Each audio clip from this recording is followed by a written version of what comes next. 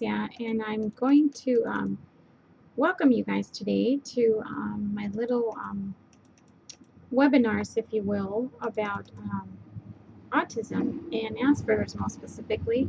And I have just a quick little check-off list that I want to give you guys and give you an idea on, when your child is transitioning over to a new school, like mine is transitioning to middle school.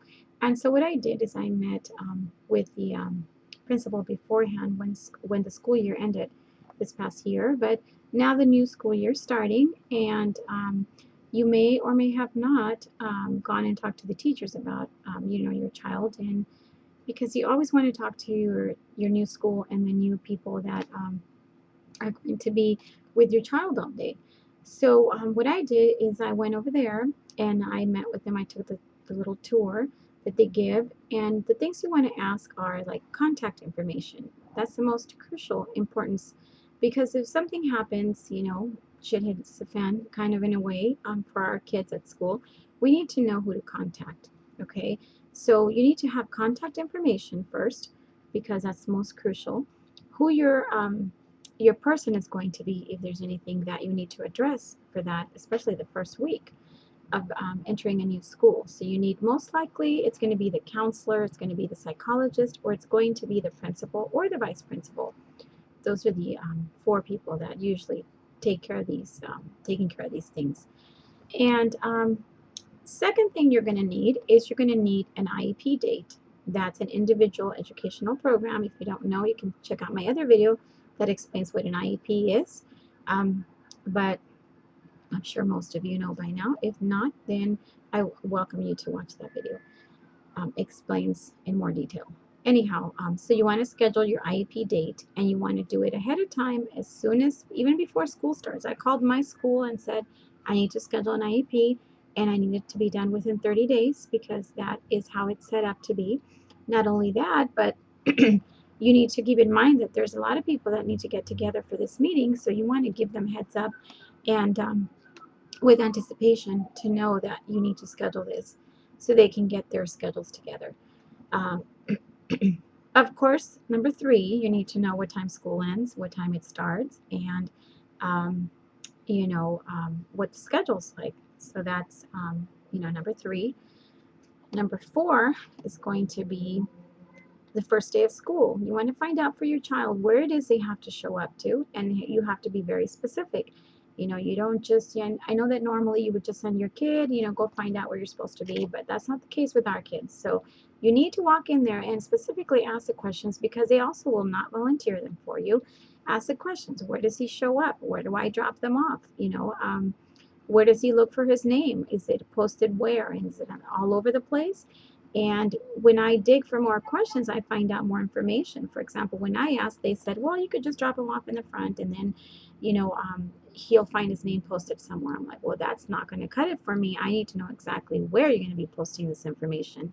So then they told me it was going to be posted in different areas, but there's going to be a little table with stations, and those stations are going to have your last name on there. And he's going to find his last name, and then he's going to find out what class to go to, and in that class they're going to give him a schedule. So all this information may be irrelevant to regular kids, but it's not for these kids. So they need to know exactly what to expect. It's very important, guys, especially with this anxiety that they're going to start with, that they might start with. Not all, and not that anxious, but normally even neurotypical normal kids. I don't like that word normal, but neurotypical, you know what I mean. So, and number 5, you definitely need to make sure that you have all their uniforms ready, PE uniforms. It really behooves you to go and behooves you. I got that word from my teacher, who's an old teacher in nursing school, and I love to use that word. I don't know why. I know it's an old-fashioned word. Yeah, I'm getting older. I'm not that old, I think, but regardless, I like to use behooves you. So it behooves you to go, that means it's in your best interest to go and pick up your PE uniforms, because what happens when I went, I tried to pick up an extra set because I had already gotten this beforehand, before, when school was ending for this new school he's going to be entering. So I went and bought him a uniform, but I wanted to buy him a second one. And now that school's starting in a few days, I was faced with, now they don't have any. I have to pre-order them. It's going to take 2 weeks, and this whole chaotic mess stuff here. So you know, I'm glad I have the set that I did buy, but now I have to wait 2 weeks to get another one. So those are my 5 tips that I wanted to give you guys today on, when you're getting ready for transitioning to another school, especially a middle school. And I guess as an extra bonus, what you would need to do is go over your the anticipations with your child. Of course, after you take the tour at school, and go over with him everything that you talked in school about, and ask them if they have any questions. They might have a question. Um, so anyway, again, number one was contact information. Number two, IEP date. You want to get that scheduled as soon as possible. Number three was, you need to get the hours, right? The information of when school starts and ends. Number four, you want to get the information as to where they actually are going to show up to, where they're going to go. And number five is uniforms. What would, uniforms for PE, but also for regular. Can they wear shorts? Um, don't forget to ask specifics like that. Can they wear shorts? And if so, is it specific kind of shorts? Like I know in mine, they told me they can't wear cargo pants kind of shorts. So those are specific information, because, the more you prepare, the more you're going to get your child to be less anxious. So anyway, those are my tips for today. Thank you guys so much for watching. Those are my 5 tips in this little mini webinar, I guess you can call it, for Aspies.